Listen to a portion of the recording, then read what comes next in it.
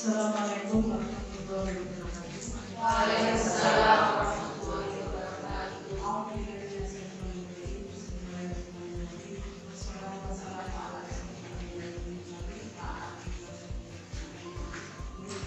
Yang saya hormati Bapak Ibu Guru dan atas, APU, karyawan.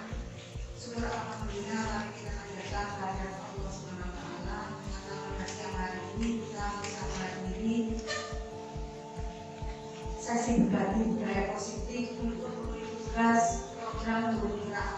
yang akan disampaikan oleh Ibu Duku Sri ini dalam keadaan sehat walafiat. Salawat salam kepada Tuhan dan junjungan kita Nabi Sallallahu Alaihi Wasallam sebagai atas tuntunan berbawahnya yang bermanfaat. Bapak Ibu yang saya hormati, pertama-tama saya ucapkan terima kasih kepada Bapak Ibu yang telah meluangkan waktu untuk menghadiri kegiatan ini.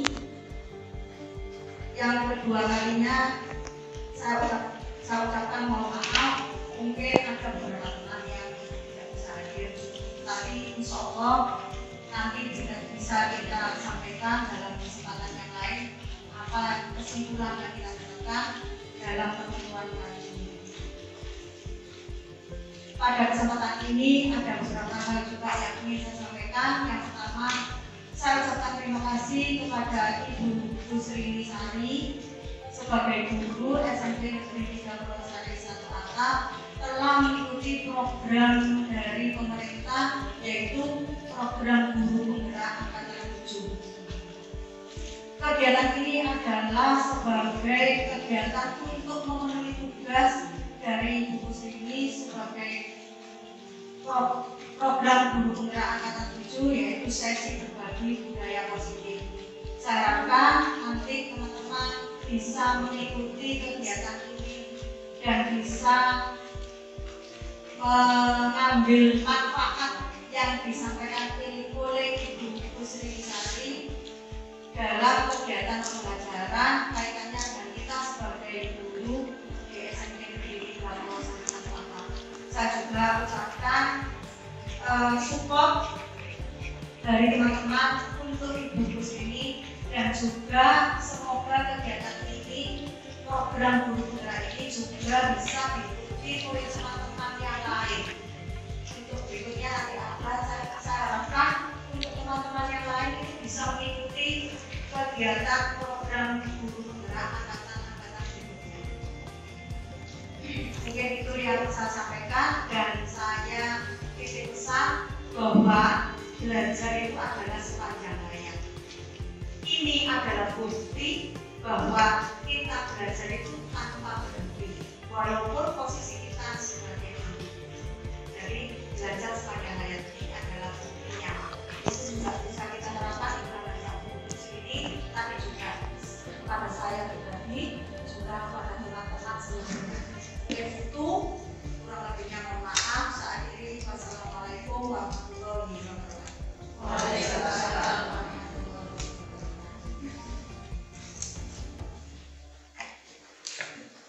Terima kasih disampaikan atas pertanyaannya. Berikutnya yakni acara inti kita pada siang hari ini, penyampaian materi oleh Ibu Sri Sari tentang budaya positif. Kepada beliau kami dipersilakan.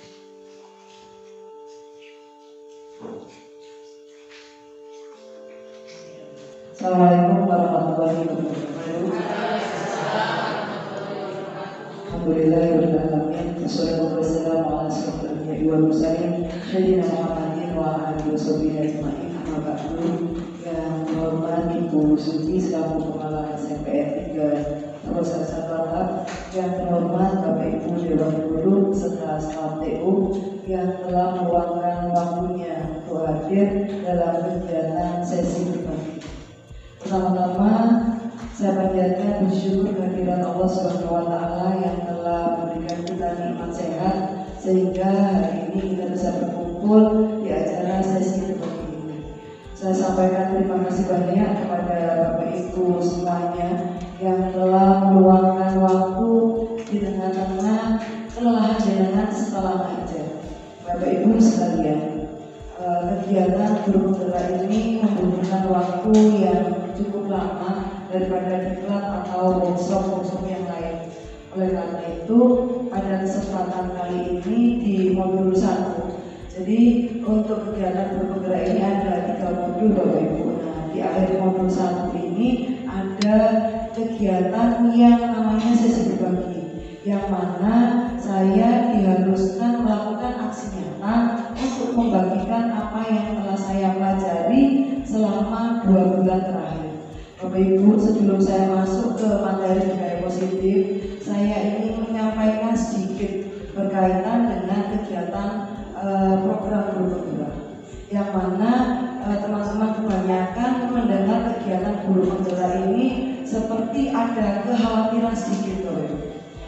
pada kenyataannya 2 bulan yang saya lalui, enaknya itu banyak, nggak enaknya cuma 1. Ya. Saya cerita enaknya saja. Jadi enaknya Bapak Ibu, kita bisa mengupgrade ilmu pengetahuan kita. Jadi kalau kita sebagai guru terlena dengan zona nyaman kita akan merugi Bapak Ibu. Karena kewajiban kita adalah belajar sepanjang hayat. Yang mana dalam kegiatan program guru penggerak ini kita nggak bayar, tapi kita mendapatkan banyak ilmu, bisa moni, bisa kemudian kita bisa mengevaluasi diri kita. Oh ternyata saya selama hampir 15 tahun jadi guru ini, apa yang saya lakukan ternyata kurang tepat. Nah, kita bisa mengevaluasi diri kita Bapak Ibu. Kemudian kita juga bisa menerapkan apa yang kita dapatkan kepada peserta didik. Nah itu enaknya. Yang nggak enaknya dengan sudah dengar tugasnya banyak, tapi nggak banyak, cuma 1 hari 1 tugas, itu saja. Yang gak enak itu kan kalau setiap hari dapat tugas tapi tidak dikerjakan, akhirnya numpuk. Itu gak enaknya, akhirnya kita tidak bisa berhenti karena harus fokus mengerjakan tugas. Yang biasanya istirahat berhenti, makan bareng, akhirnya menuntut kerjaan tugas ya. Seperti saya, itu gak enaknya cuma 1, tapi enaknya banyak sekali loh. Kemudian nanti juga dapat sertifikat yang dapat kita gunakan untuk kenaikan pangkat. Kemudian sertifikatnya itu juga salah satu tiket untuk menuju menjadi syarat kepala sekolah. Itu kalau mau, kalau memang enggak, ya enggak apa-apa. Seperti saya bilang, jadi upgrade. Baik Bapak Ibu, saya masuk ke budaya positif. Yang mana budaya positif ini adalah kebiasaan positif Bapak Ibu. Kebiasaan positif yang ada di lembaga kita. Yang mana yang akan saya sampaikan ini nanti ada 6 poin Bapak Ibu. Yang pertama berkaitan dengan disiplin positif. Yang kedua ini teori motivasi, penghargaan, kemudian hukuman dan restitusi. Yang ketiga ini keyakinan kelas. Yang keempat ini kebutuhan dasar dan dunia berkualitas. Yang keempat yang kelima ini ada segitiga restitusi atau 5 posisi kontrol, dan yang terakhir ada segitiga restitusi. Baik, kita memasuki poin yang pertama berkaitan dengan disiplin positif dan nilai kebijakan. Menyediakan, nah ada gambar Bapak Ibu. Gambar apa ini Bapak Ibu? Tangan yang berkepal. Kalau kemarin Bu Ayat di MGMP kan sudah disuruh membuka tangan. Nah ini saya cukup menyediakan kepalan tangan ini Bapak Ibu. Jadi kepalan tangan ini berisi cek senilai 100 juta. Wow, keren ya. Kalau misalkan dibuat shopping ini sudah dapat banyak. Kemudian kepalan tangan kita yang berisi cek senilai 100 juta itu berusaha dibuka oleh teman kita, berusaha direbut Bapak Ibu. Apa yang akan jenengan lakukan ketika di kepalan tangan, di genggaman tangan jenengan cek senilai 100 juta tersebut berusaha dibuka, berusaha direbut oleh teman jenengan? Dipertahankan, ya, dipertahankan. Tapi kalau yang minta Bu, saya butuh ini Bu untuk biaya anak saya. Kalau jenengan tidak memberikan cek yang ada di tangan jenengan, itu anak saya akan di DO Bapak Ibu. Nah, misalkan bagaimana, apa yang akan jenengan lakukan? Dipertimbangkan. Nah, tapi kalau misalkan uang cek 100 juta itu ini untuk biaya keluarga saya Bapak Ibu, kalau memang uang itu cek tersebut tidak jenengan buka, maka taruhannya adalah nyawa. Nah, apa yang akan jenengan lakukan? Diberikan. Nah, jadi Bapak Ibu, yang memegang posisi kontrol itu adalah diri kita sendiri. Jadi pada dasarnya yang dapat mengendalikan kita, yang dapat mengontrol kita, itu adalah diri kita sendiri Bapak Ibu. Kemudian paradigma yang perlu kita pahami, yang perlu kita terapkan, yang perlu kita benahi, yaitu yang pertama, ilusi guru mengontrol murid. Kita sejauh ini selama menjadi guru, jangankan kita, saya saja, ya itu kan berusaha mengontrol murid. Kalian harus seperti ini, tidak boleh seperti ini. Padahal murid kita, peserta didik kita, itu adalah selembar kertas yang sudah ada tulisannya. akan tetapi tulisan tersebut masih tergores samar. Nah, tugas kita yaitu menebalkan goresan-goresan seperti itu. Murid kita itu ibarat lahan pertanian yang sudah ada tanamannya, Tugas kita adalah memupuknya, jabuti rumput kalau memang ada rumput yang mengganggu pertumbuhannya. Jadi nilai ada di sini Bapak Ibu, peserta didik itu sudah memiliki bakat minatnya sendiri. Kita tidak bisa mendikte peserta didik tersebut. Tugas kita adalah mengantarnya, menuntunnya. Itu yang perlu diperbaiki. Kemudian yang kedua, ilusi bahwa semua penguatan positif ini akan efektif dan bermanfaat. Misalkan kita memberikan motivasi kepada peserta didik. Nah, akhirnya peserta didik tersebut kan bermanfaat, ya, semangat, termotivasi oleh omongan kita. Akan tetapi teori kontrol tadi menyatakan bahwa yang mengontrol diri kita adalah diri kita sendiri, bukan orang lain. Maka ketika peserta didik tersebut itu termotivasi dengan apa yang kita sampaikan, itu hanya bertahan pada periode waktu tertentu. Pada periode waktu tertentu, peserta didik tersebut akan kembali seperti sifat aslinya. Akan tetapi tidak ada salahnya kalau kita terus memberikan motivasi kepada peserta didik. Kemudian yang ketiga, ilusi bahwa kritik dan membuat orang merasa bersalah dapat menguatkan karakter. Ada istilah bahwa kritik itu kan membangun. Iya, kalau memang mentalnya sekuat baja. Tapi kalau yang cengeng seperti saya dapat kritikan, nyalinya nangis katanya Mbak ya, sehari semalam ya. Seperti itu. Jadi tidak selamanya omongan pedas kita, kritik kita ya kepada peserta didik itu akan membawa perubahan Bapak. Baiknya itu memberikan motivasi daripada memberikan kritik. Yang terakhir, ilusi bahwa orang dewasa memiliki hak untuk memaksa. Ini kita terapkan kepada peserta didik. Kita orang dewasa berhak memerintah peserta didik, ya. Peserta didik tersebut berhak untuk menolaknya. Kenyataannya kita meminta tolong kepada peserta didik, minta tolong diberikan cilok. Buruannya ya Bu ya, kan ada seperti itu. Nah, karena ini tadi yang dapat mengontrol dirinya adalah diri mereka sendiri. Kita hanya menuntut. Itu paradigma atau ilusi yang perlu kita pahami Bapak. Jadi kita tidak bisa mencetak peserta didik seperti kemauan kita. Kita hanya menuntut, mengantarkan mereka untuk mengembangkan minat bakatnya. Kemudian terkait disiplin positif, budaya positif itu adalah kebiasaan positif, yang mana budaya positif ini dapat terwujud ketika disiplin positif ini terwujud. Kalau kita ngomong disiplin itu merupakan ketertarikan sendiri bagi kita. Murid kita kalau ngomong kedisiplinan murid kita bisa jadi mulai pagi sampai siang nggak ngajar keturutan karena saking menariknya topik ini. Kemudian disiplin positif ini Bapak Ibu akan terwujud dengan motivasi intrinsik. Disiplin positif itu disiplin yang baik. Jadi bukan memberikan hukuman. Nanti akan kita pelajari lebih jauh. Motivasi intrinsik ini motivasi yang timbul dari diri kita Bapak Ibu. Jadi yang dapat mendisiplinkan kita adalah diri kita sendiri. Peserta didik juga seperti itu, dimotivasi ya. Kalau memang tidak bisa dimotivasi biasanya kan dihukum. Kita pun juga seperti itu. Kalau kita tidak bisa masuk kelas tepat waktu, nah maka ada aturannya, harus tepat waktu. Pada dasarnya itu semua kembali ke pribadi kita. Kalau kita ingin disiplin, mendisiplinkan peserta didik, maka kita sendiri juga harus disiplin. Sekuat-kuatnya aturan Bapak Ibu, tapi kalau hatinya belum terbuka untuk disiplin, percuma, aturan akan menjadi sebuah pajangan. Nah, mari kita rasakan itu sendiri. Jadi kita meminta peserta didik, ayo rek, tepat waktu, ayo rek, tugasnya dikumpulkan.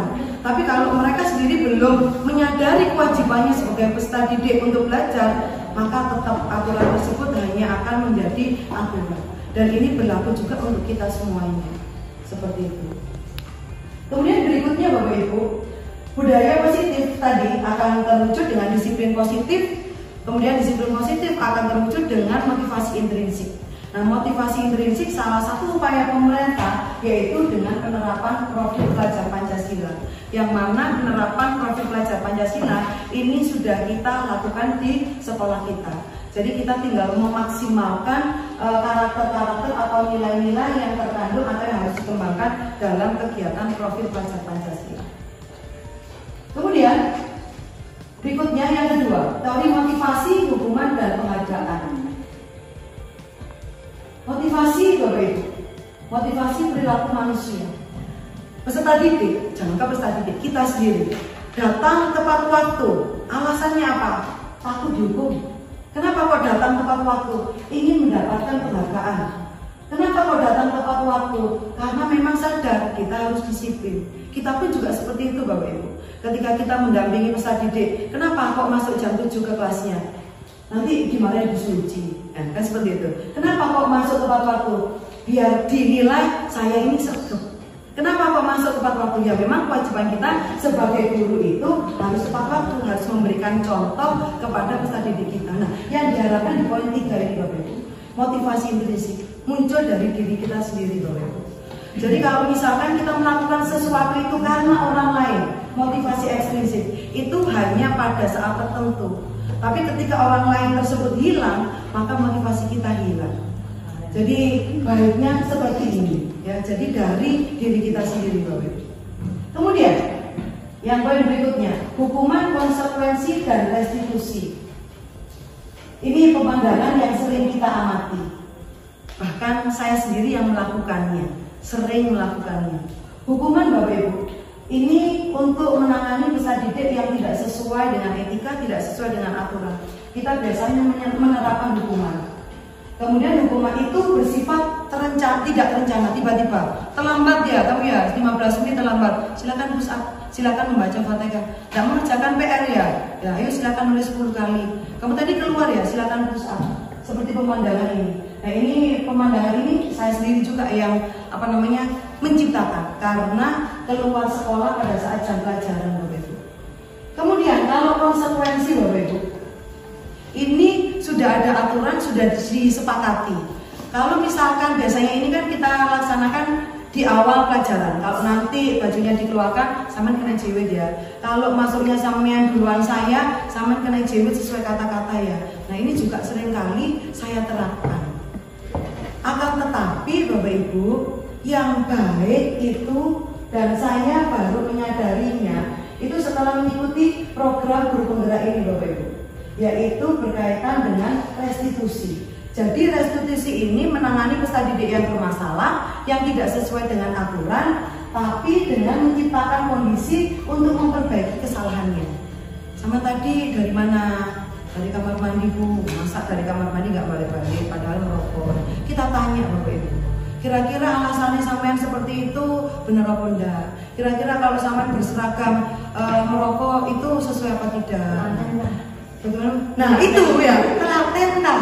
Padahal kenyataannya sudah diterapkan. Ini yang satu, hukuman dan konsekuensi. Kan seperti itu, saya pun juga seperti itu Bapak Ibu. Seringkali, bahkan setiap kali menemui peserta didik yang bermasalah, yang tidak sesuai aturan, ya 1-2 ini restitusi jarang-jarang. Kan akhirnya setelah belajar materi ini, oh ternyata yang benar itu seperti itu. Jadi harapannya itu kita menangani peserta didik dengan poin yang restitusi Bapak Ibu. Jadi hukuman, konsekuensi ini mulai dikurangi, mulai dihilangkan. Kira-kira cocok nggak buat lembaga kita? Kita sendiri nanti yang tahu kan ya. Bagaimana peserta didik nanti? Ojo nggak kira-kira? Jadi itu gimana? Kemudian berikutnya penghargaan. Kita sebelumnya memberikan reward kepada peserta didik dengan harapan kan memberikan motivasi.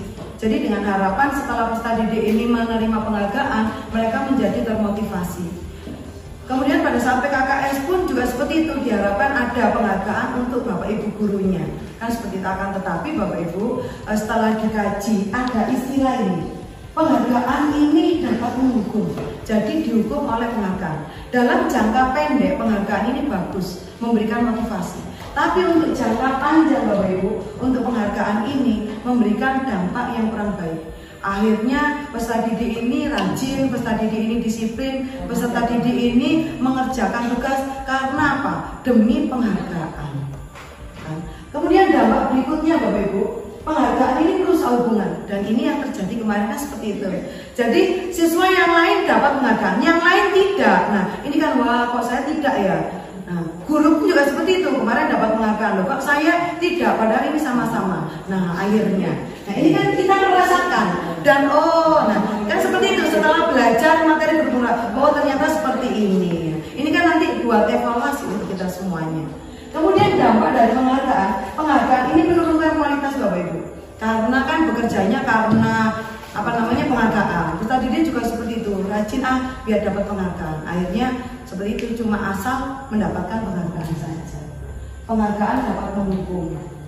Itu tadi ya Bapak Ibu. Karena ada ini tadi merusak hubungan, akhirnya dapat mendukung. Kedepannya, wah saya harus hati-hati ini.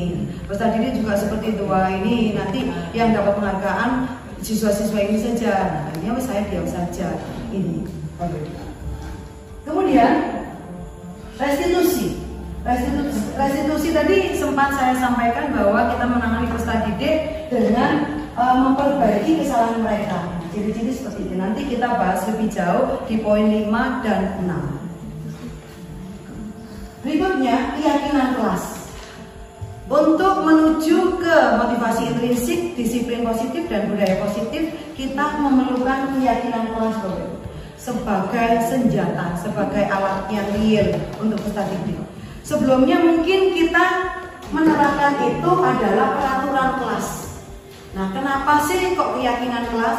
Kenapa sih kok tidak peraturan kelas? Ini alasannya Bapak Ibu. Ya. Jadi kalau misalkan kenapa kita menggunakan helm kalau kita berkendara sepeda biar selamat? Kenapa sih kita kok menggunakan mencuci tangan sebelum makan biar kita sehat, biar kita tidak sakit? Nah, itu keyakinan kelas Bapak Ibu.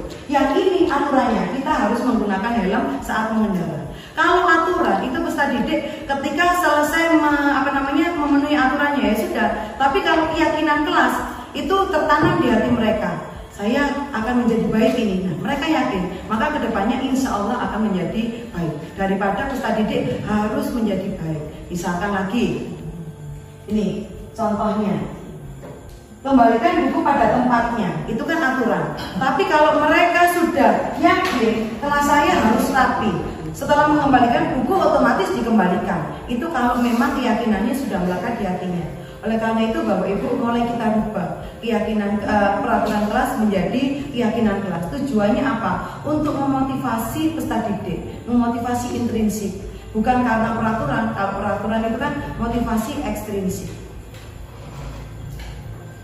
Ini ya contoh keyakinan kelas yang sudah saya coba terapkan kemarin pada saat aksi nyata di kelas 7A. Jadi bentuknya seperti ini. Tidak ada bullying. Ini kan di sini nanti rukun, kompak. Nah, ini keyakinan kelas. Dengan harapan kelas 7A kan dengan semerapi yang bagaimana anak-anaknya. Dilihat nanti berubah atau tidak. Teori kan kadang tidak seindah seperti prakteknya. Tapi apa salahnya kita mencoba teori-teori baru. Seperti itu. Kemudian kebutuhan dasar manusia dan dunia berkualitas. Kebutuhan dasar Bapak Ibu. Kita semua memiliki kebutuhan dasar. Peserta didik melakukan pelanggaran-pelanggaran itu bukan tanpa alasan. Bisa jadi kebutuhannya belum terpenuhi. Oleh karena itu mereka berusaha memenuhinya ketika berada di sekolah. Akan tetapi kadang caranya ini yang kurang tepat. Melakukan tindakan-tindakan makan yang tidak sesuai dengan peraturan. Nah, kebutuhan dasar manusia ada 5 Bapak Ibu. Yang bertahan hidup ini sandang pangan papan. Kemudian penguasaan berkaitan dengan kepingin menjadi ketua kelas misalkan, kepingin diakui menjadi penguasa. Kemudian kasih sayang dan rasa diterima. Mungkin dari keluarga broken akhirnya di sekolah membuat ulah. Padahal mereka hanya ingin disayang. Itu tujuannya. Kemudian kesenangan Bapak Ibu. Sesekali kita mengajak peserta didik, misalkan kok peserta didik ini di kelas kurang termotivasi ya, kita tanya kepengen apa? Kepengen senang-senang. Seperti pelajaran olahraga ya Pak Wiron. Ketika peserta didik berada di kelas itu, kelas 8C waktu itu yang saya ikut Pak Wiron ngajar, luar biasa Bapak Ibu motivasinya. Yang di kelas itu biasanya konsultan tidur. Ketika berada di lapangan anak-anak seperti itu, ternyata motivasinya luar biasa. Nah, ini menunjukkan bahwasannya peserta didik ini kepingin bersenang-senang. Jadi mari kita ajak anak-anak bermain-main dengan media pendekatan, metode pembelajaran yang pernah kita pelajari, kita terapkan. Kemudian kesenangan, kebebasan. Nah, peserta didik itu juga kepingin bebas. Sesekali peserta didik dikasih pilihan, ayo kepingin apa? Pasti anak-anak jawabnya pulang Bu. Nah, kan seperti itu. Kita boleh memberikan kebebasan kebebasan kepada peserta didik, tapi di koridor-koridor pembelajaran yang sesuai dengan aturan. Jadi ketika peserta didik ini kok nakal ya, kenapa? Nah ini perlu kita dekati Bapak. Ternyata kan ada faktor X, alasan mereka melakukan atau tidak sesuai dengan harapan kita. Kemudian ini tadi yang sudah saya jelaskan, dunia berkualitas Bapak Ibu.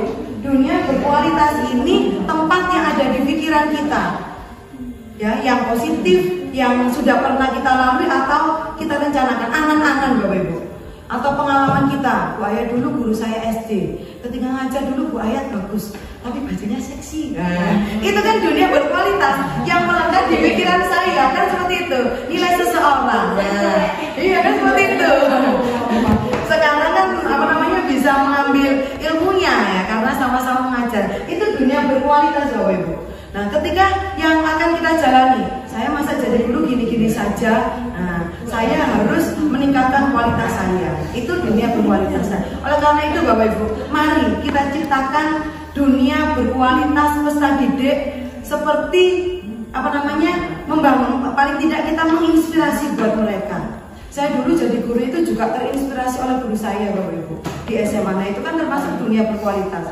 Wah ini gurunya enak sekali ini kalau ngajar. Orang ekonomi juga, wah berarti saya ambil ketika lulus SMA harus ngambil jurusan ekonomi biar menjadi seperti guru ini. Nah itu kan dunia berkualitas Bapak Ibu. Jangan sampai, wah ini kembali ke saya lagi, kita masuk di dunia berkualitas anak-anak, wah guru ini dulu, guru sing keren. Nah itu kan masuk di dunia mereka. Nah, nilai kita yang ada di benak peserta didik itu dunia berkualitas Bapak Ibu. Tapi mau nggak perlu bagaimana karakter peserta didik seperti itu. Kerennya kita kan dengan alasan, kan seperti itu ya. Padahal itu kan tidak tepat kalau kita kaji. Berikutnya Bapak Ibu, posisi kontrol. Posisi kontrol kita sebagai guru ini ada 5. Penghukum, sama yang telat 15 menit, ayo push up, yang sering kali saya lakukan. Sama telat 15 menit berarti 15 kali membaca Fatihah. Sama telat 20 menit berarti 20 kali membaca Fatihah. Nah, ini sering kali saya lakukan Bapak Ibu. Biasa nih kalau yang posisi penghukum, sampean itu dapat sampean kau niku ya. Penggawean kok telat-telat, penggawean kok celai belajar. Oh, kewajiban kita kan belajar. Nah, ini Bapak Ibu. Ya, meskipun tidak menghukum fisik, ini verbal. Padahal yang duwe kopeng, apa gak dikatekno. Nah, ini posisi menghukum dan menghukum. Apa menanggung? Nah, kayak bungsu, kan begitu. Nah, ini posisi menghukum Bapak Ibu. Nah, kita bisa merasakan kita nanti di posisi mana sebagai guru. Ya, benar. Membuat rasa bersalah Bapak Ibu. Gini nih, kalau membuat rasa bersalah, bersalah teh, ojo nakal-nakal. Sampe nggak seakan dah ambek wong tuane. Wong tuane lho wis sambut gawe, mulai petang udah berangkat pagi ya, pulang sore, sampai di sekolah gak nih ya. Kasah tunda sampai ini Bapak Ibu, nangis darah nanti orang tuanya. Ini Bapak Ibu. Nah kita berada di posisi mana? Kita bisa merasakan.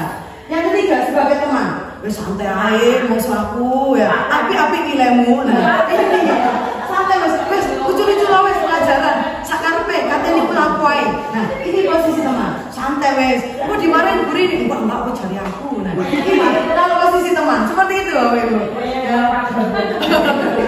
Kemudian yang pemantau ya. Kalau pemantau ini kita mengendalikan peserta didik. Aturannya apa? Ayo, kayak bahas sedikit ya. Kayak ngeloyong, ayo aturannya apa? Jadi, lo kuping, balik. Tak catat di buku pelanggaran lo ini. Nah, misalkan seperti itu. Ini pemantau, ya pemantau dulu. Nah, yang diharapkan ini posisi manajer Bapak Ibu. Harapan pemerintah memperlakukan peserta didik ini manajer. Nah, bagaimana posisi manajer ini? Nah, melakukannya bersama murid, mengevaluasi bersama murid ya. Jadi peserta didik itu bisa mengontrol perilakunya, menentukan kalau perilakunya salah, bisa tapi dicoba. Pokoknya sabar katanya Bu Ayat ya. Jadi dari 5 posisi kontrol ini yang diharapkan posisi kita sebagai guru yaitu manajer loh ini. Nah, posisi manajer ini akan dapat terwujud apabila kita menerapkan segitiga restitusi. Ini contohnya loh.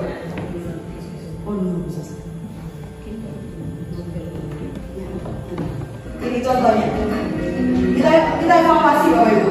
Kita sebagai guru posisi kita di mana? Dari Bapak Ibu Dalam penerapan disiplin positif restitusi, salah satu program yang dikembangkan adalah 5 posisi kontrol. 5 posisi kontrol dalam restitusi adalah proses perjalanan seorang pendidik agar dapat mengenali dirinya. Pada video kali ini, kita akan membahas tentang 5 posisi kontrol yang dikembangkan oleh Diane Gosset dan contoh penerapannya.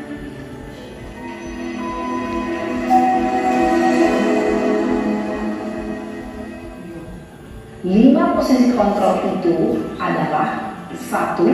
Posisi penghukum, 2. Posisi pembuat merasa bersalah, 3. Posisi teman, 4. Posisi pemantau atau monitor, dan 5. Posisi manajer. Untuk lebih memahami kelima posisi tersebut, mari kita saksikan kasus Naren yang terlambat hadir 20 menit di sekolah dan melihat bagaimana kelima posisi kontrol dalam menghadapi masalah tersebut. Contoh-contohnya nih Bapak Ibu, nanti kita evaluasi sendiri. Oh ternyata saya selama jadi guru di posisi penghukum, di posisi pemantau. Ini contoh-contohnya yang sebagai posisi penghukum. Kira-kira guru Sopo. Sopo. Ayo. Naren, sini kamu. Bu Yuli.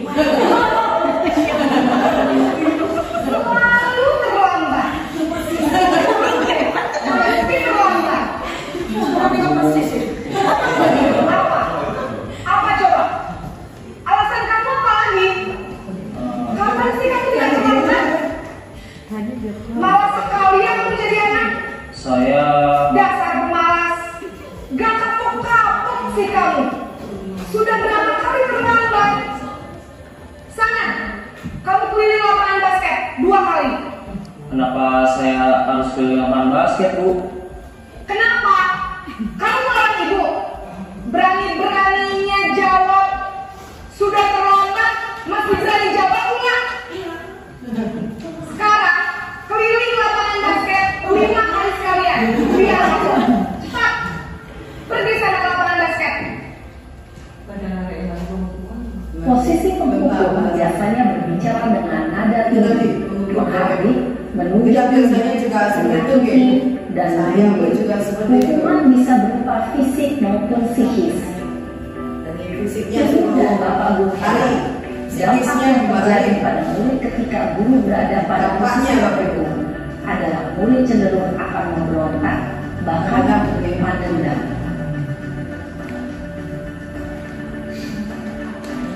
Yang kedua, posisi pembuat rasa bersalah, Bapak Ibu. Kasus yang sama. Terlambat 20 menit masih Naren. Naren!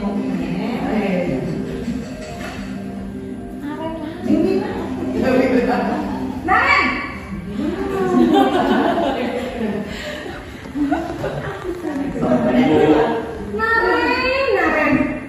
Kamu kenapa terlambat lagi, nak? Ini Ya Tuhan, membuat rasa bersalah. Naren. Kamu senang ya bikin ibu susah ya? Kalau kamu terlambat lagi, nanti Menggunakan ibu nada suara yang rendah nih, Bapak sekolah, Ibu. nak. Disangka ibu tidak bisa membina kamu. Duh, gimana ini? Maaf, Bu. Duh, Gusti Naren. Kamu suka ya kalau ibu tegur bapak kepala sekolah? Ini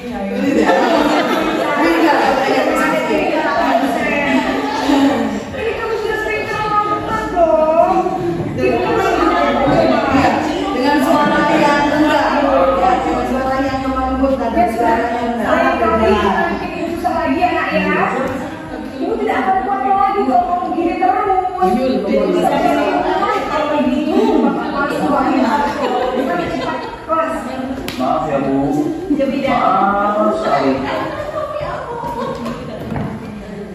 Sehingga ini pun juga ada dampak yang ditimbulkan. Berbicara dengan nada tenang, cenderung lembut, namun kata-kata yang diutarakan membuat murid merasa menjadi orang yang gagal, memandang buruk dirinya sendiri, merasa tidak berharga, dan tidak sanggup membahagiakan orang lain. Ketika guru mengambil posisi membuat rasa bersalah, murid akan menjadi dirinya yang bersalah dan ia akan menyimpan emosi negatif tersebut di dalam dirinya.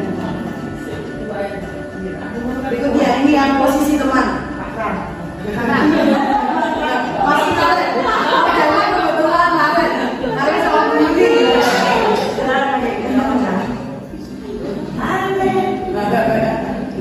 Naren. Nggak lagi ya. Terlambat. Selamat pagi Bu. Wah, sudah jam berapa ini nak? Terlambat lagi ya sayang. Iya Bu. Tapi saya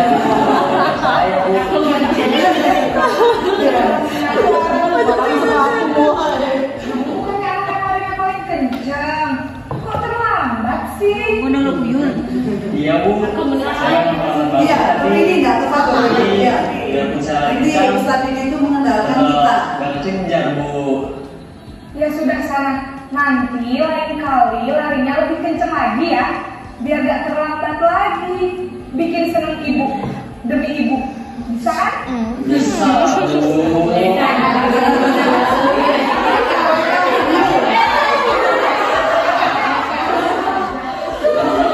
Tapi ini tidak dianjurkan. Iya. Ada dampak, tetap ada dampak. Cenderung bersenda gurau untuk menjaga suasana tetap santai. Murid akan merasa senang, aman, dan akrab dengan guru. Biar kita sukses atau berhasil. Namun, perlu diingat, karena ini masih dorongan eksternal, maka ada faktor ketergantungan dari murid kepada orang Yang disarankan kan di sini motivasi aksennya. Kalau sebagai teman itu kan motivasi bisa eksplisit. berperilaku baik. Ketika gurunya berbeda, maka tadi nanti akan melakukan berbeda pula. Ya, ini kebaikan saja. Ya. Yang nomor ini posisi pemantau. Contohnya masih Naren ya, dengan kasus yang sama terlambat. Oke. Jadi satu video ya. Biar kita bisa membedakan. Naren. Naren lagi. Selamat pagi Bu. Naren, apa peraturan sekolah kita tentang jam berapa kita harus masuk sekolah nak? Kita harus di sekolah jam 7 Bu. Iya betul, sekarang sudah jam 7.20. Naren sudah tahu konsekuensinya jika terlambat hadir. Paham Bu. Saya harus tinggal kelas pas jam istirahat selama 20 menit. Iya benar, konsekuensinya demikian. Jadi nanti jam 9.30 pas istirahat, kamu harus tinggal di kelas, kerjakan tugas tambahan untuk ketertinggalan kamu, ya? Baik Bu. Posisi pemantau mengandalkan perhitungan atau data untuk mengontrol berdasarkan keputusan dan konsekuensi. Seorang pemantau menunjukkan dan ekspresi wajah yang datar dan cenderung formal. Ini masih tidak dianjurkan ya. Yang terakhir ini ya sebagai manajer. Kayak buaya katanya. Buaya yang baik-baik. Yang tidak baik saya. Ini contohnya Bapak Ibu. Nanti kita bisa nyoba menerapkan posisi manajer kepada peserta didik kita. Masih Naren, kasih Naren terlambat 2 menit. Ini mana? Baik Bu. Selamat pagi Naren. Maaf Bu. Saya terlambat. Iya, sekolah masuknya jam 7, sekarang sudah jam 7.20. Jadi sekarang bagaimana ini Naren? Maaf Bu. Saya lupa salah alarm saya semalam. Baiklah, menurut kamu Ini menggunakan segitiga restitusi juga Bapak Ibu. Mereka Menghargai diri memikirkan sendiri kesalahannya, dan orang lain apa pun kita Bu. evaluasi apa yang tidak benar dengan Jadi, apakah perilakunya. Naren meyakini prinsip saling menghormati tersebut? Iya Bu. Saya meyakininya. Apakah Naren bersedia memperbaiki masalah keterlambatan ini? Bersedia Bu. Bagaimana kamu akan perbaiki masalah keterlambatan ini? Nah, jadi mereka Saya Naren yang menimbulkan masalah, alarm Naren saya. juga yang menciptakan solusinya. Kalau di rumah, ada orang yang kira-kira bisa bantu mengingatkan tidak? Ada Bu. Kakak saya, Kak Emma. Ada lagi selain Kak Emma? Selain Kak Emma, ada ibu saya. Baik, jadi yang mengingatkan Naren adalah Kak Emma dan ibu kamu ya. Kira-kira akan mulai setel alarm kapan nih Naren? Setelah pulang sekolah, akan segera saya lakukan. Baik, jadi Naren akan setel alarm untuk bangun besok pagi dan akan diingatkan oleh kakak dan ibunda Naren ya. Ada lagi yang mungkin perlu dilakukan Naren agar tidak terlambat bangun lagi? Tidak ada, Bu. Baik Naren, terima kasih untuk kerjasama kamu. Sekarang kamu perlu kembali ke kelas untuk belajar. Baik, Bu. Terima kasih. Posisi manajer adalah posisi kontrol yang disarankan untuk membimbing. Ini yang disarankan, yang perlu kita lakukan di lembaga kita ya. Jadi peserta didik itu dapat mengevaluasi perilakunya sendiri, menciptakan solusinya sendiri. Jadi yang diinginkan itu adalah motivasi intrinsipnya. Sehingga membuat mereka dapat belajar dari kesalahannya dan mencari sebuah solusi untuk menyelesaikan. Ibu dan bapak guru hebat setelah mengamati adegan rumah kontrol tadi. Jadi itu tadi Bapak Ibu contoh-contoh dari posisi kontrol. Kita sudah bisa mengevaluasi, oh saya ini ternyata posisinya penghukum, saya itu ternyata membawa rasa bersalah, saya itu ternyata posisinya sebagai teman atau pemantau. Nah sekarang kan kita sudah bisa mengevaluasi diri kita.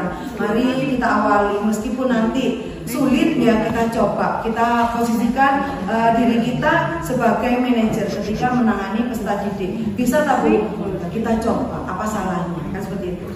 Kemudian segitiga restitusi Bapak Ibu dalam menerapkan posisi kita sebagai manajer, kita menggunakan segitiga restitusi ini tadi. Yang pertama menstabilkan identitas. Jadi ketika manggil peserta didik bermasalah, ini kata-kata yang diutarakan, menstabilkan identitas. Tujuannya peserta didik ini biar mau jujur, biar mau biar tetap percaya diri. Nah, berbuat salah itu tidak apa-apa, wajar. Itu. Kemudian yang kedua, validasi tindakan salah. Kalau misalkan sama seperti itu, kira-kira menurut Saman itu salah apa benar? Nah, kan bisa mengevaluasi ya, dikembalikan biar peserta didik itu yang mengevaluasi.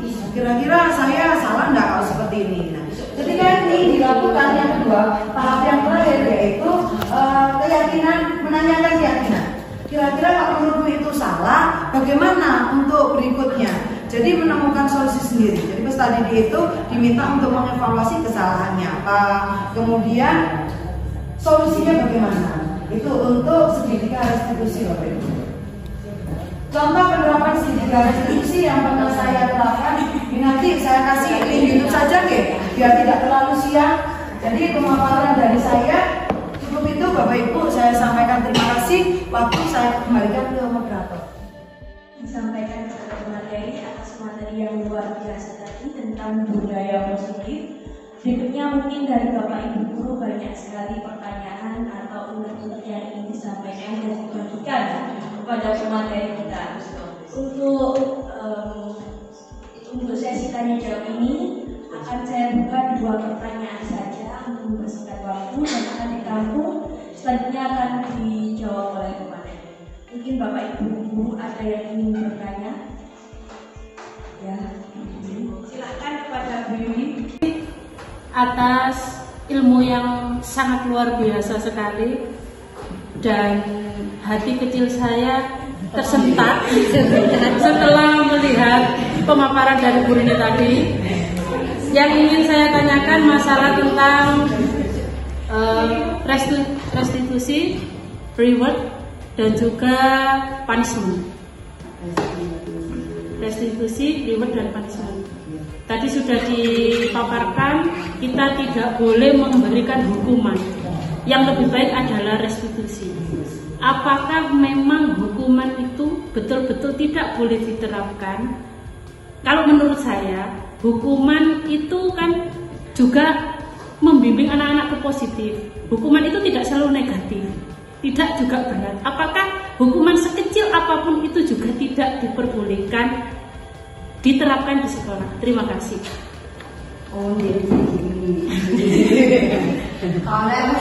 Terima kasih atas pertanyaannya. Mungkin yang lainnya ada dari Bapak Ibu guru yang lain.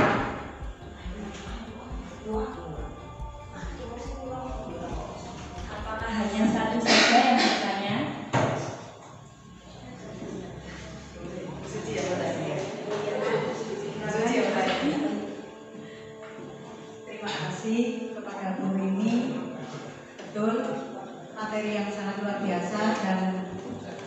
merupakan hal baru bagi kami.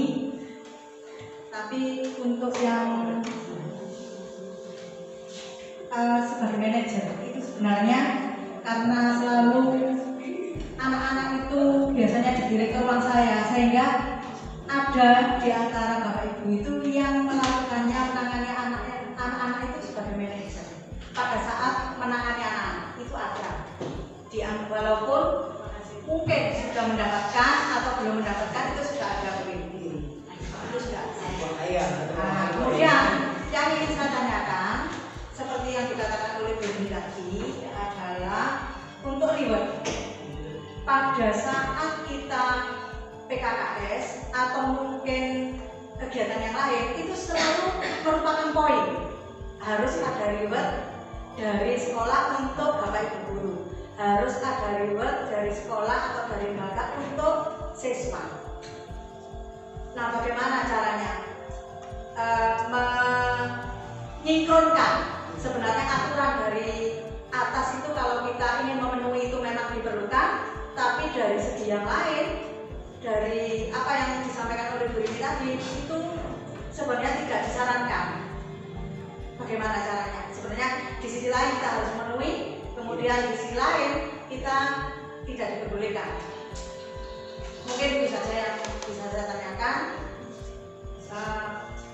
Terima kasih atas waktu yang telah diberikan kepada saya untuk memberikan pertanyaan.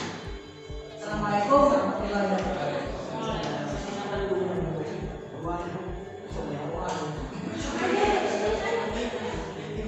Terima kasih atas pertanyaan-pertanyaan yang luar biasa dari Bapak Ibu peserta Dewan Pengawas ini. Untuk pemateri mungkin saya rangkumkan ada dua pertanyaan. Yang pertama dari Ibu Yuli, pertanyaannya adalah apakah memang benar hukuman itu tidak boleh diterapkan meskipun dalam keadaan-keadaan tertentu? Apakah memang benar-benar tidak boleh diterapkan? Kemudian yang kedua dari Ibu Suci, bagaimana mensinkronkan aturan terkait reward? Dimana kalau memang di aturan PKKS ada, tapi ternyata ada ilmu baru bahwa memang reward tidak diperkenankan untuk diterapkan. Terima kasih untuk pemateri, saya persilahkan kemudian. Terima kasih. Saya akan menjawab pertanyaan dari Bu Yuli. Bahwasanya tadi ditanyakan bahwa apakah hukuman ini tidak diperkenankan. Untuk hukuman ini sebagai senjata terakhir. Jadi ketika bisa diselesaikan dengan posisi manajer atau segitiga restitusi, maka tidak diperlukan hukuman. Kemudian kalau memang itu tidak memberikan efek jera atau perubahan yang positif, maka senjata terakhir dikeluarkan, yaitu hukuman. Akan tetapi sebisa mungkin untuk hukuman ini dikeluarkan sebagai satu-satunya alternatif terakhir, seperti itu. Akan tetapi kemarin saya sempat mencoba ini Bapak Ibu, menerapkan segitiga restitusi. Posisi saya sebagai manajer menangani lakon dari kelas 8A, yaitu Agung dan Revan, yang pada saat baris itu ngaku sakit perut, padahal sakit-sakitan. Kemudian kasusnya lagi itu menjawab soal ujian 1 cilok pedes, 2 cilok, 3 oke. Ya, akhirnya saya mendapatkan ilmu ini, akhirnya saya tangani dengan segitiga restitusi, memposisikan saya sebagai manajer tanpa hukuman. Apa yang saya dapatkan? Mereka jujur, karena kan tidak dimarahin, kan jujur mengungkapkan permasalahannya. Akan tetapi bagaimana? Apakah Agung dan Revan ini berubah? Jawabannya belum, Bapak Ibu. Jadi kan masih belum efektif untuk diterapkan untuk peserta didik yang memang nakalnya tingkat dewa. Jadi senjata hukuman bisa dikeluarkan, kan seperti itu. Ya, jadi hukuman sebisa mungkin dihindari. Jadi sebagai alternatif terakhir, seperti itu, Bu. Bagaimana? Terima kasih atas jawabannya. Nanti mungkin saya mencoba untuk menerapkan yang seperti Oke. Mungkin nanti kalau misalkan terbiasa segitiga restitusi dengan SDM yang bagus, mungkin akan efektif, tapi kan kenyataannya memang seperti ini. Kita coba efektif atau tidak. Jadi ilmu baru apa yang kita dapatkan, kita praktekkan bagaimana nanti memberikan dampak untuk peserta didik. Kalau memang itu bagus ya diteruskan, tapi kan biasanya yang namanya ilmu pengetahuan itu kan sudah teruji secara empiris. Ya kan, mungkin bisa jadi ilmu tersebut hanya untuk anak-anak atau peserta didik yang memiliki SDM atau kesadaran yang tinggi, seperti itu. Terima kasih Bu Yuni. Kemudian untuk pertanyaan dari Bu Suci, waduh saya ragu bisa jawab atau tidak ya, pertanyaan dari kepala sekolah.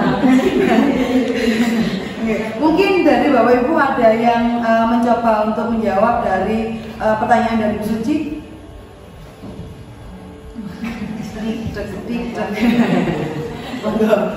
Saya dulu mencoba menjawab, nanti mungkin bisa ditambahkan oleh teman-teman yang lain. Berkaitan dengan reward atau penghargaan, 2 tahun yang lalu ini saya sendiri Bu Suci yang memegang ya Bu Ayat sama Bu Ayat lah.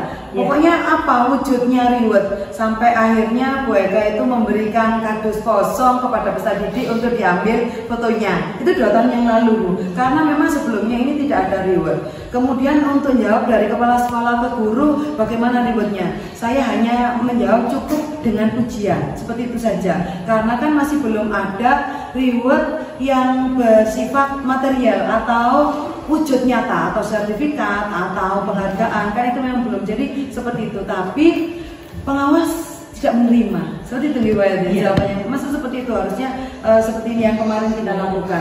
Akan tetapi pada materi yang saya pelajari ada dampak tersendiri dari pemberian reward ini, dan ini kita rasakan langsung.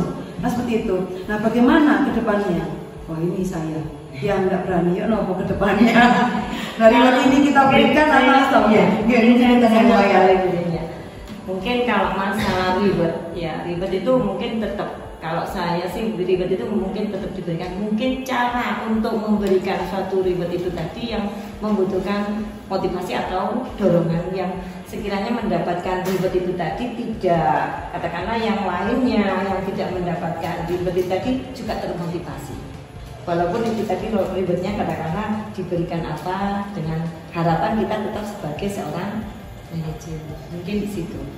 Kalau menurut saya sih reward itu tetap, soalnya kadang-kadang anak punya prestasi, kalau walaupun kita acungi hanya sebuah jempolan atau kata-kata dengan kamu bagus dan lain sebagainya, itu kan merupakan suatu reward juga, itu pun juga perlu. Jadi mungkin perlu reward itu, masih perlu, walaupun caranya, mungkin caranya, cara yang perlu diubah mungkin bagaimana sehingga dia mendapatkan itu tidak menjadi sebuah jadi apa ya Kak? Hukuman. Iya. Mungkin. Terima kasih Bu Ayat. Jadi kalau masukan dari Bu Ayat, ini reward ini tetap perlu kita berikan, tapi dengan caranya ini yang tata kembali. Kemudian untuk yang guru Bu Ayat bagaimana? Ini saya ditanya, balik tanya ini, nggak berani saya berkaitan dengan nasib lembaga. Iya. Saya kemarin ya kita ya ada permasalahan di situ juga tentang kalau itu tanpa kita rasakan ya. Gimana itu? Nggak bisa lah kalau masalah ini. Gimana kalau menurut Bu Suci dibalik nomornya? Berarti kembalikan yang tanya ini. Kayaknya perlu deh kalau menurut saya itu kalau untuk reward itu mungkin kita bisa koordinasi dengan pengawas atau ya pengawas yang membuat form itu. Jadi kalau insya Allah kalau yang membuat form itu juga sudah mengikuti kegiatan guru penggerak, insya Allah akan menyadari. Mungkin seperti itu. Jadi sinkron. Mungkin seperti itu. Atau kalau misalnya tidak, sampai ditunggu-tunggu tidak ada hal itu, semuanya diberi reward. Gini Bu, saya pernah berbagi pengalaman. Reward itu yang menyelenggarakan adalah OSIS. Jadi anak-anak OSIS itu menentukan kriterianya dan melakukan polling. Jadi misalkan itu yang di tema waktu itu pernah guru yang paling disiplin. Karena tingkat SMA ya kemudian guru paling fashionable, kemudian guru paling bijak. Nah, ada kriteria yang ditentukan oleh anak OSIS melakukan polling. Jadi reward yang diberikan oleh guru itu dari peserta didik. Jadi diambil dari jumlah polling terbanyak. Itu pengalaman yang pernah saya terapkan dulu. Jadi kan objektif kalau itu adalah suara peserta didik. Nah, nanti kan bisa kita coba kalau memang mengendaki seperti itu. Berarti yang disampaikan Pak Anang kemarin antara lain, walaupun tidak tuntas, Pak Anang kemarin kan juga begitu. Menyampaikan. Pokoknya kalau reward itu memang kalau bisa tapi ya itu tadi caranya untuk mendapatkan reward itu dari kita. Terima kasih Bu Cici. Jadi kan sekarang kita sudah menemukan titik temu bagaimana memberikan reward tanpa menghukum. Iya, tanpa menghukum. Bu Cici, Bu Wi nantang ini nambah ini. Iya, Nambah ini untuk reward guru ya, tadi. Kalau menurut saya untuk reward guru itu sebaiknya. Jadi reward itu jangan, mohon maaf nih, mungkin ujuk-ujuk ada reward seperti itu. Jadi kesannya itu ke guru-guru itu ada yang tidak tahu kalau memang ada reward. Sebaiknya kalau memang ada sesuatu reward untuk guru, itu harus diflorkan dulu semua guru. Dan untuk reward memperoleh reward itu ada jangka waktu tertentu. Misalkan ya awal tahun ini, misalnya kalau di sekolah saya dulu kan fast print, karena memang di sekolah swasta itu fast printnya itu ya harus. Jadi untuk siapa yang tidak pernah telat, tidak pernah izin, jadi diflorkan dulu di awal tahun pelajaran. Itu nanti akan mendapatkan reward dalam jangka waktu 1 tahun seperti itu. Jadi boleh layak untuk mendapatkan reward. Jadi seperti itu. Mungkin jadi dari guru-guru teman guru-guru yang lain itu sudah memang, oh misalkan Bu Rima yang dapat, oh memang sudah sepantasnya Bu Rima dapat, dan semuanya insya Allah pasti terima, dan memang meyakini oh ya memang Bu Rima tidak pernah telat, tidak pernah izin, jadi seperti itu. Jadi tidak ada kesannya kita terbuka atau terlebur. Tidak ada, berarti kan kembali seperti tadi ya, berarti itu kan yang tidak diizinkan. Kalau berarti dia mendapatkan reward karena ada itu tadi, ada prosesnya. Kalau itu kan memang kemarin kita itu kan ngejar event. Iya, ngejar event. Kan kalau di masyarakat itu kan ngejar event karena hari apa guru, hari pahlawan. Dan itu pun yang memutuskan manajerialnya. Nanti mungkin untuk reward ini digodok lagi Bapak Ibu bersama dengan tim manajerial. Jadi kan biar nanti kalau memang mengendaki biar sinkron dengan kebijakan. Ini kan legowo semuanya, tidak ada apa-apa seperti yang saya paparkan tadi. Gitu. Jadi digodok kembali kan kembali. Ya mungkin bisa jadi masukan untuk tahun-tahun.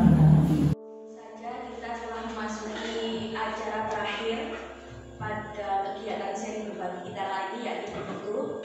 Sebelumnya saya selaku moderator di sini mohon maaf apabila ada perbuatan atau perkataan saya yang kurang berkenan di hati dengan semuanya.